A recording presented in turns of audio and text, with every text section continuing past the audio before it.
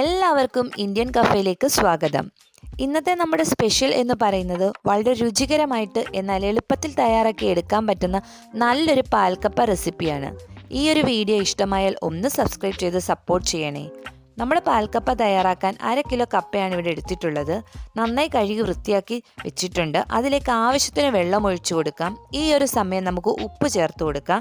നമ്മുടെ കപ്പയൊക്കെ ഒന്ന് തിളച്ചു വന്നിട്ടുണ്ട്. ഇത് നന്നായിട്ട് സോഫ്റ്റായി വരണം. ഇപ്പോൾ നമ്മുടെ കപ്പ വെന്ത് വന്നിട്ടുണ്ട്. ഇനി നമുക്ക് ഫ്ലെയിം ഓഫ് ചെയ്തിട്ട് കംപ്ലീറ്റ് വെള്ളവും മാറ്റി മറ്റൊരു കടായിലേക്ക് ചേർത്ത് കൊടുക്കാം. ഇപ്പോൾ കപ്പയിലെ വെള്ളം കംപ്ലീറ്റ് മാറ്റിയിട്ട് ഒരു കടായിലേക്ക് എടുത്തിട്ടുണ്ട്. ഇനി നമുക്ക് ഇതിലേക്ക് 4 ചെറിയുള്ളി ചതച്ചതും ഒരു ചെറിയ പീസ് ഇഞ്ചി ചതച്ചത്, നമ്മുടെ എരിവിനനുസരിച്ചുള്ള പച്ചമുളക്, ഞാനിവിടെ 3 പച്ചമുളകാണ് ചതച്ച് ചേർത്ത് കൊടുത്തിട്ടുള്ളത്.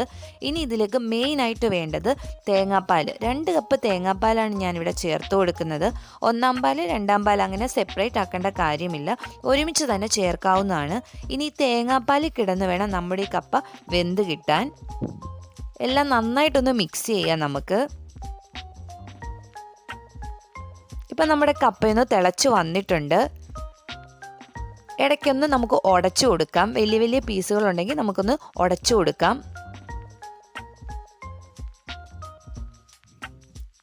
ഈ ഒരു രീതിക്ക് നമ്മുടെ കപ്പ വെന്ത് കിട്ടിയിട്ടുണ്ട്. നമുക്കൊന്ന് ടേസ്റ്റ് ചെയ്ത് നോക്കിയിട്ട് ഉപ്പ് ആവശ്യത്തിനുണ്ടോയെന്ന് നോക്കിയിട്ട് ഉപ്പ് ചേർത്ത് കൊടുക്കാം. തേങ്ങാപ്പാൽ വറ്റി കിട്ടിയിട്ട് ഉപ്പ് ചേർത്ത് കൊടുക്കാവൂ. നന്നായിട്ടെല്ലാം ഇതുപോലെ മിക്സ് ചെയ്തിട്ട് നമുക്ക് 1/2 കപ്പ് അളവിൽ തേങ്ങാപ്പാലും കൂടി ചേർത്ത് കൊടുക്കാം. നമ്മുടെ ഈ പാൽക്കപ്പ കുറച്ച് ലൂസായിട്ട് വേണം കുക്ക് ചെയ്യാൻ.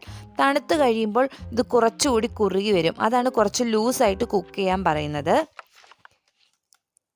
ഇനി ഇത് ഒരുപാട് സമയം തിളപ്പിക്കേണ്ട കാര്യമില്ല. ഫ്ലെയിം ഓഫ് ചെയ്ത് കൊടുക്കാം. ഇനി ഇതിലേക്ക് നല്ലൊരു താളിപ്പ് കൂടി ചേർത്ത് കഴിഞ്ഞാൽ സൂപ്പർ ടേസ്റ്റി ആയിട്ടുള്ള നമ്മുടെ പാൽക്കപ്പ റെഡിയാവും. താളിപ്പിന് വേണ്ടി ഒരു പാനിലേക്ക് 2 ടേബിൾ സ്പൂൺ വെളിച്ചെണ്ണ ചേർത്ത് കൊടുക്കാം. എണ്ണയൊന്ന് ചൂടായി വരുന്ന ടൈമിൽ 1 ടീസ്പൂൺ കടുക് ചേർത്ത് കൊടുക്കാം. കടുക് പൊട്ടിക്കഴിഞ്ഞാൽ 4 ചെറിയുള്ളി ചെറുതായിട്ട് അരിഞ്ഞതും ചേർത്ത് കൊടുക്കാം. ഈ ഒരു സമയം കുറച്ച് വറ്റൽമുളകും കറിവേപ്പിലയും ചേർത്ത് കൊടുക്കാം. ഈ ഒരു താളിപ്പ് ചൂടോടുകൂടി നമ്മുടെ പാൽക്കപ്പയിലേക്ക് ചേർത്ത് കൊടുക്കാം. അപ്പോൾ നമ്മുടെ ടേസ്റ്റി ആയിട്ടുള്ള പാൽക്കപ്പ ഇവിടെ റെഡി ആയിട്ടുണ്ട്. ഇനി ഇതൊന്ന് സെർവ് ചെയ്യാവുന്നതാണ്. ഇതിൻ്റെ നല്ലൊരു ബെസ്റ്റ് കോമ്പിനേഷൻ എന്ന് പറയുന്നത് മീൻ കറിയാണ്. എല്ലാവരും ഒന്ന് ട്രൈ ചെയ്തിട്ട് ഫീഡ്ബാക്ക് അറിയിക്കണം. നല്ലൊരു വീഡിയോ ആയിട്ട് വീണ്ടും കാണാം. അതുവരെ താങ്ക് യു ഫോർ വാച്ചിങ്.